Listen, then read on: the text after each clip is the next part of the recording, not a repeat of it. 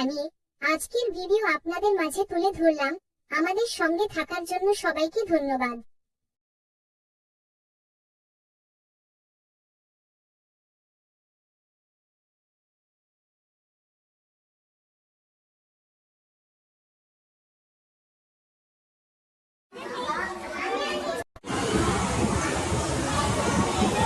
আসসালামু আলাইকুম।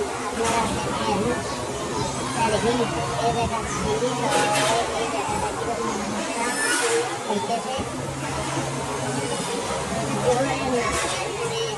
পানিটা আমরা এটা করে দেবো।